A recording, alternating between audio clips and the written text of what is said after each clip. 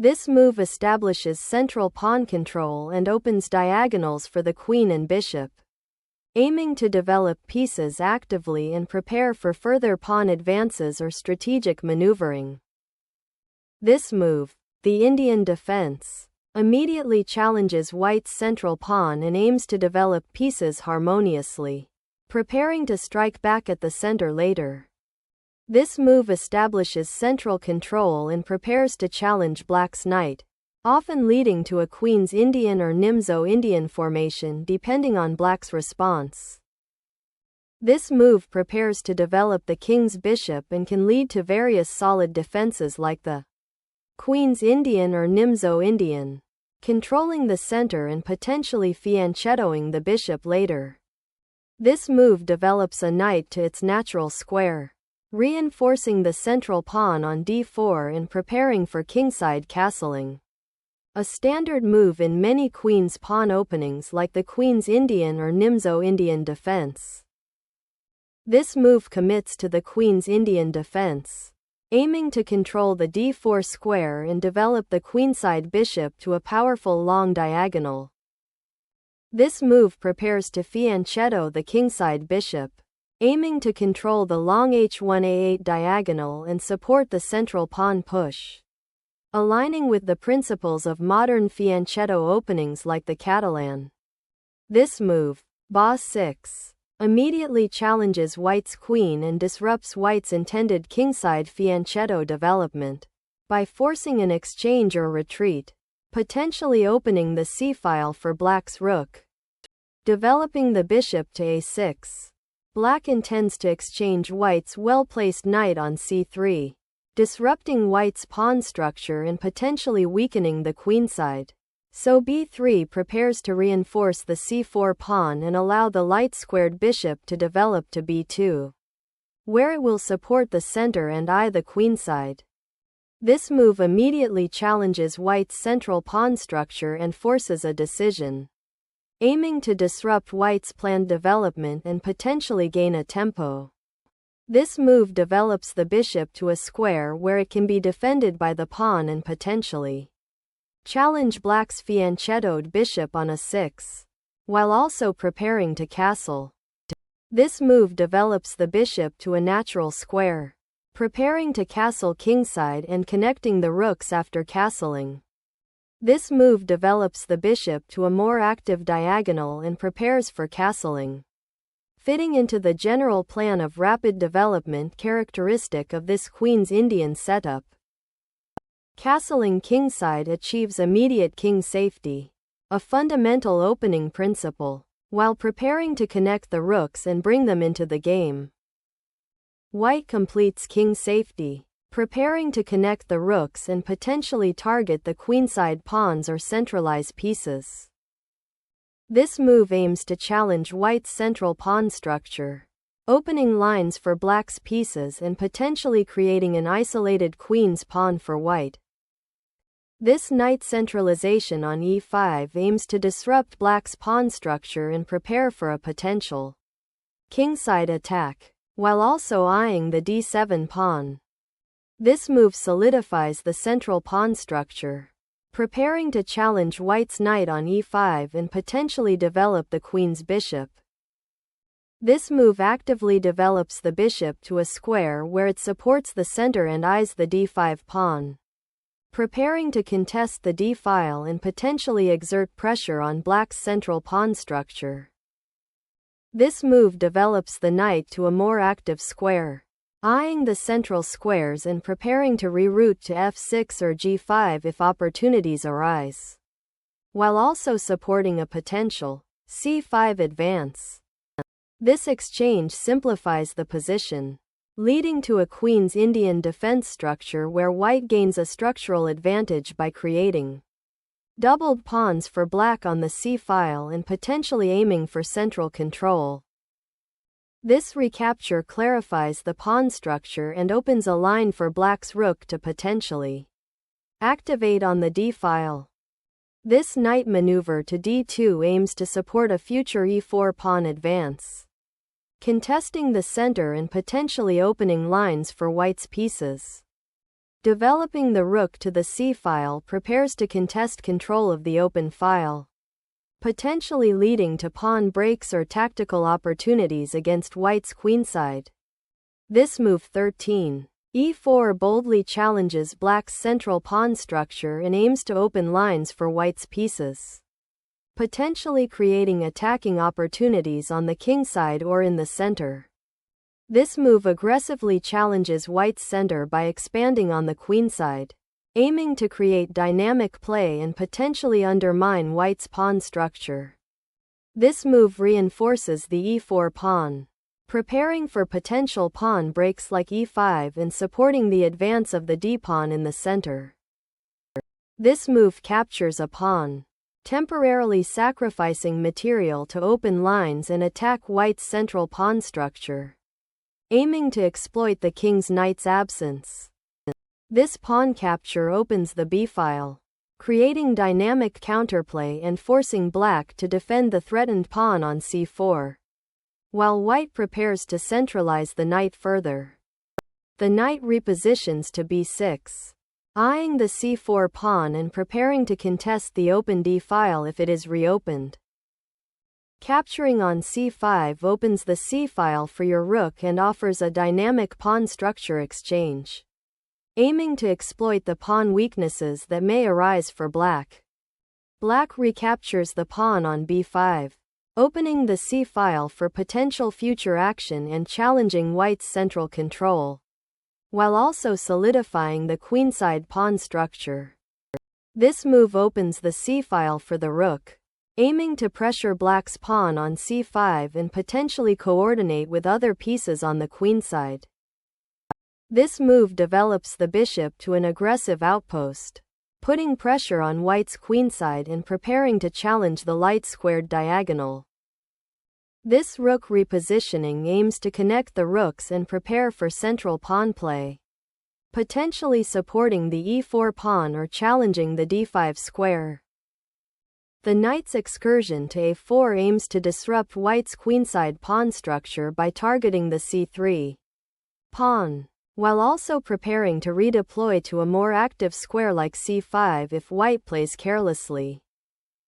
The bishop retreats to a1 to defend the b2 pawn and prepare for potential pawn advances on the queenside, while also maintaining contact with the queenside pawn majority. Black sacrifices a rook to eliminate white's active bishop and gain control of the open c-file, a vital advantage in this queen's gambit declined structure. This move recaptures the pawn and places the queen on a central square where it supports the pawn majority on the kingside and eyes the opponent's d-pawn. The move 20. Ka5 aims to immediately contest the now open c-file and potentially exploit the slightly exposed white queen and king after black's bishop retreat. The queen retreats to d1 to protect the e-pawn and prepare for potential rook activity on the c-file or central pawn pushes. The rook returns to the c-file, aiming to contest the open file after white's queen captured the pawn and maintained pressure. This knight repositioning aims to challenge black's advanced knight on a4 and prepare for a potential pawn advance with c3 to solidify the central pawn structure.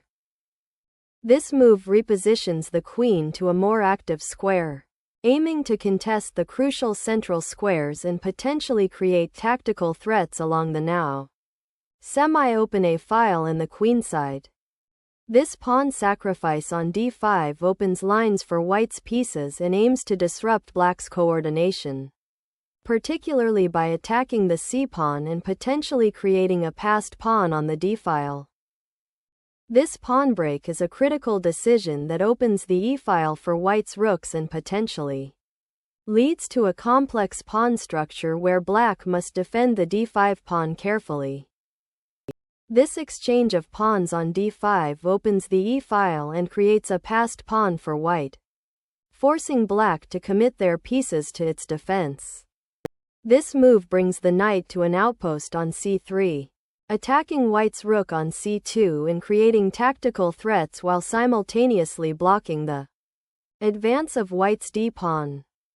This move aims to untangle white's queenside and centralize the queen to contest black's advanced knight and support potential pawn advances. Black exchanges queens to simplify the position, aiming to exploit white's slightly compromised pawn structure on the queenside and potentially activate their pieces in the endgame. This exchange simplifies the position significantly, removing many of the complexities that arose from white's aggressive pawn push on move 23, and leads to an endgame where the active knight on c3 must be carefully handled. This knight sortie to a2 aims to capture white's vulnerable pawn, but overlooks the potential for white to win material by exploiting the undefended rook on c8. This knight maneuver forcefully occupies the c6 square, activating the knight and threatening to penetrate white's queenside defenses by attacking the a8 rook and creating potential outpost opportunities. This move, bc5, repositions the bishop to a more active square, aiming to pressure white's queenside pawn structure and potentially eye the weakened c-pawn after white's recent knight sacrifice. This move activates the fianchettoed bishop to attack the advanced pawn on c4, aiming to regain the pawn advantage and simplify into a favorable endgame. This move seeks to activate the rook on the queenside and potentially exploit the weakened pawn structure after white's pawn push, aiming to regain lost material or create counterplay. This move develops the bishop to a more active square, reinforcing the pawn chain and preparing to contest the central files. This exchange of bishops on d4 simplifies the position, removing a key defender of white's queenside pawns and creating an outpost for black's knight on c3. This recapture simplifies the material on the board, leading to an endgame where white has a pawn majority on the queenside, which should be a strategic advantage. This move repositions the king to a safer square behind the pawn chain, preparing to support the a-pawn and potentially participate in the endgame action. This move creates a dangerous passed pawn on d6, forcing black to defend it and limiting the mobility of his pieces, particularly the bishop on c5. This move repositions the knight to a central outpost, threatening to disrupt white's pawn majority and creating potential attacking possibilities on the king side. This knight move aims to exploit the weak c-file and potentially pressure black's kingside pawn structure by creating threats on c7 or d8, while also improving white's piece coordination. This move allows black to contest the c-file and prepares to utilize the bishop on b7 to support the advance of the d-pawn or to pressure white's queenside pawns.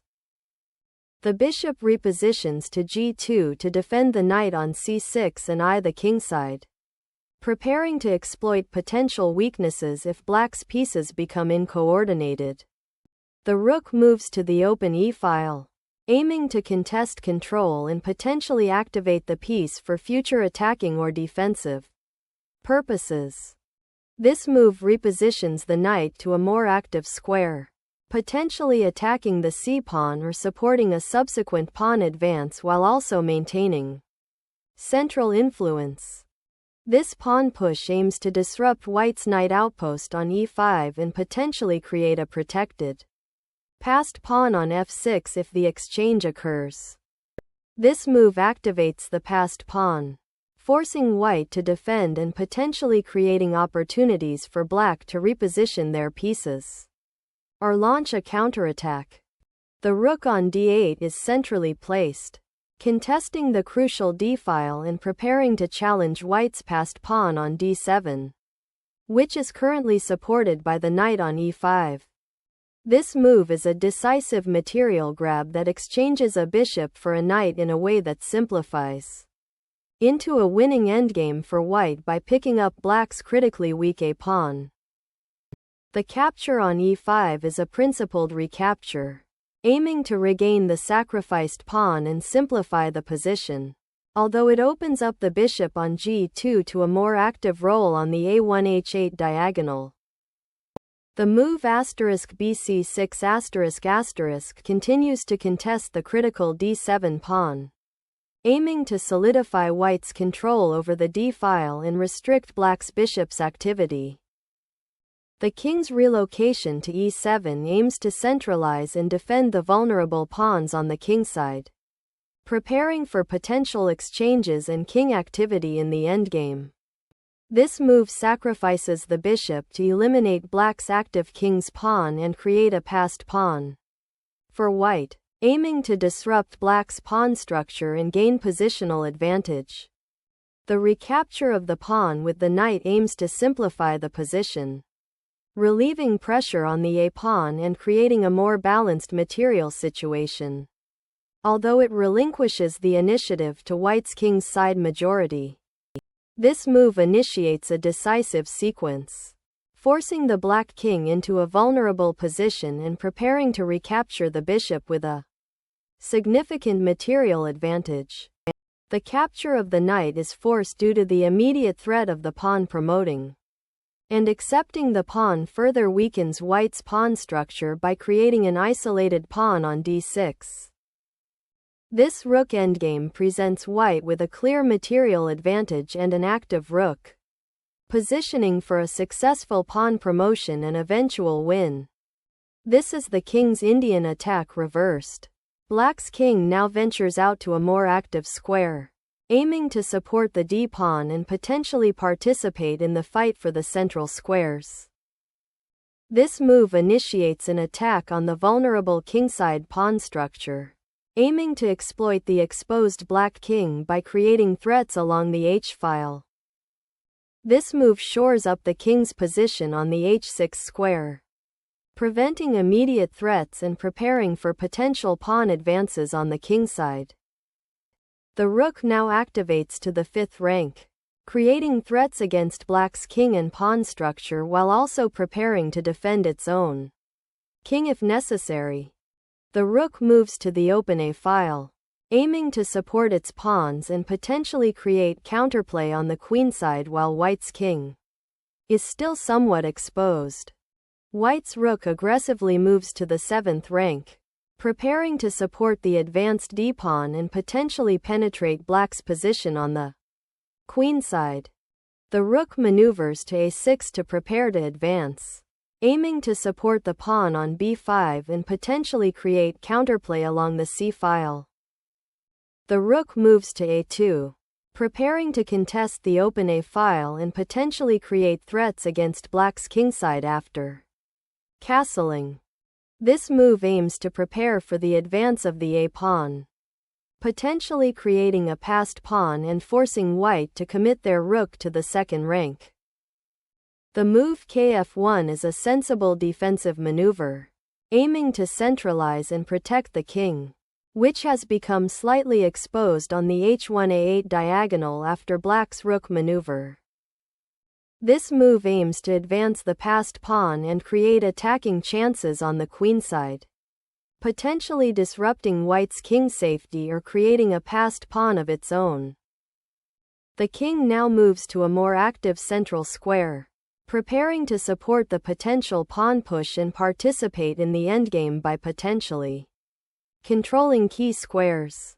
The black king ventures out from its safe haven, aiming to centralize and offer support to the vulnerable a-pawn, creating dynamic play in the endgame. The king needs to move to a safer square, and Kade2 allows it to escape the immediate threat on the d-file and potentially support the queenside pawn advance.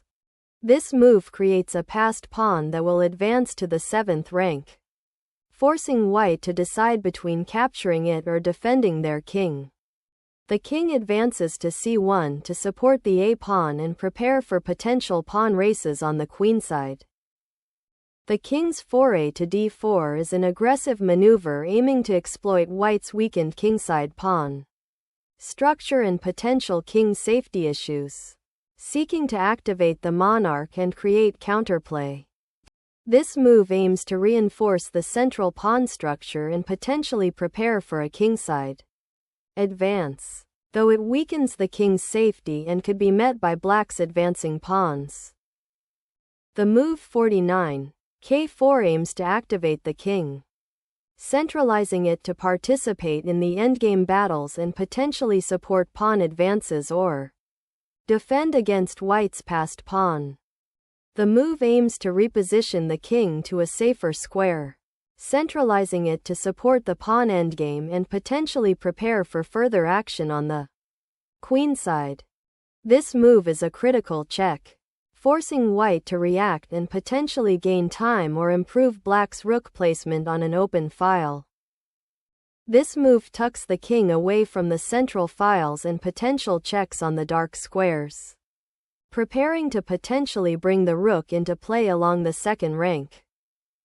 The rook on b2 activates strongly, targeting the weak a3 pawn and preparing to support the pawn push or potentially attack along the second rank, putting pressure on white's defenses. This move decisively ends the tactical skirmish on the queenside by removing black's advanced passed pawn, simplifying the position and aiming for a straightforward endgame advantage for white.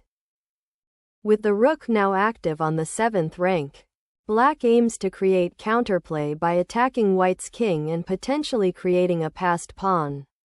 On the kingside, the move continues the endgame strategy by bringing the king to a more active central position, aiming to support the remaining pawn majority.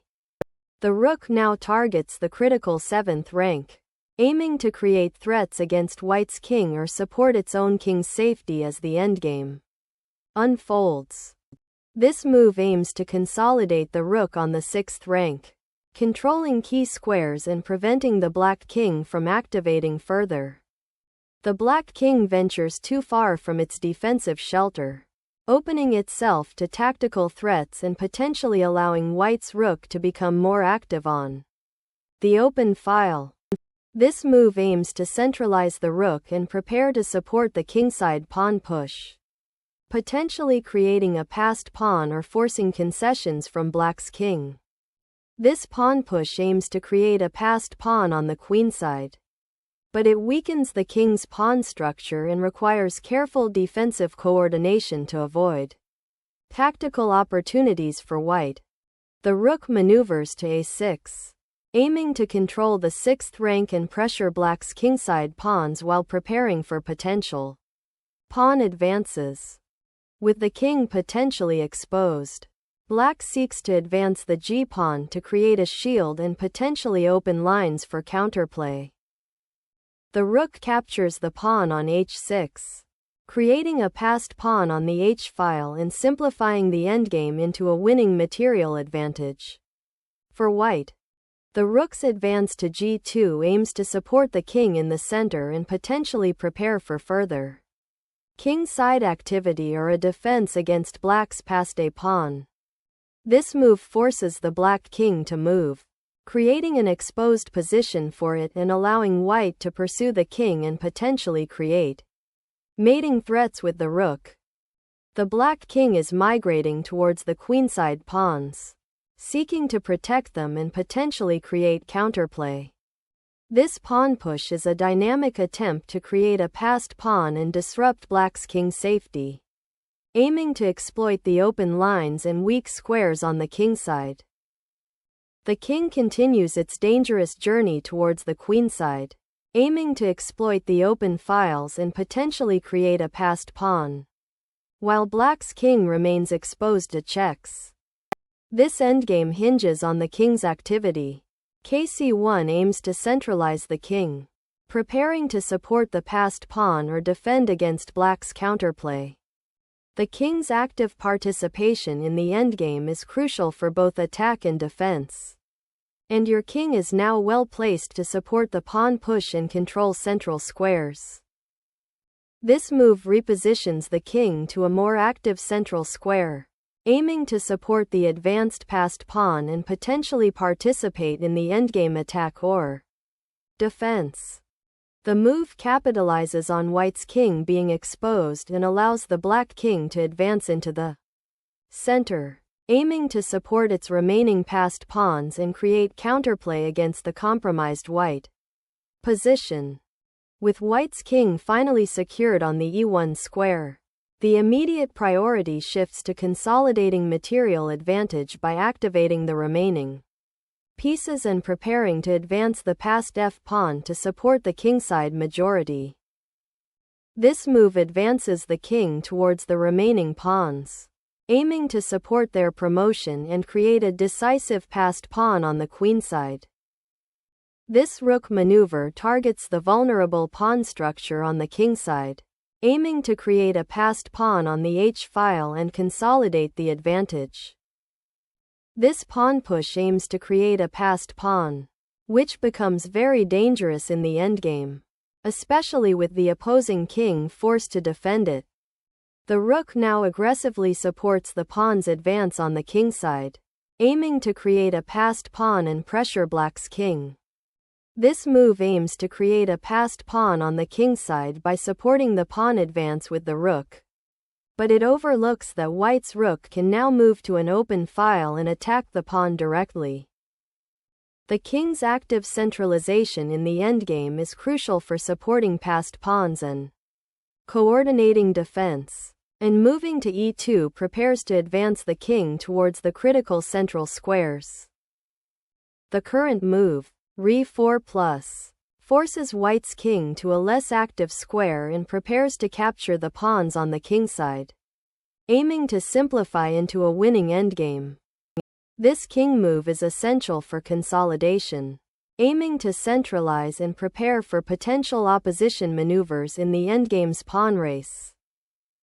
This endgame highlights the persistent danger of the black king venturing too far from its pawns, allowing white to create a dangerous passed pawn on the h-file which, combined with the superior king position, should lead to victory.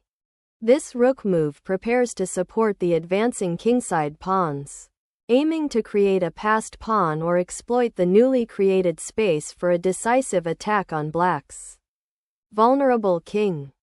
Black's g-pawn now becomes a formidable passed pawn, potentially forcing white's king into a defensive posture and creating winning endgame chances. This check forces the black king to a corner, consolidating white's advantage by forcing a pawn push which will lead to a more favorable endgame position. The king now retreats from the open file to a more secure square on the diagonal, preventing immediate checks and preparing to support the remaining pawns. The rook advances to the 8th rank, supporting the passed pawn and creating mating threats on the kingside, while also preparing to escort the pawn to promotion. This move re-establishes the rook on the open file after a series of exchanges, aiming to create new attacking opportunities on the kingside and potentially support a pawn push.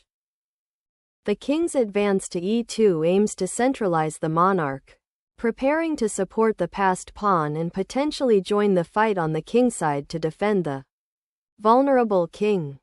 The rook sacrifice on f5 aims to disrupt white's king safety and potentially create a mating attack, though it leads to a lost endgame where white can force a win.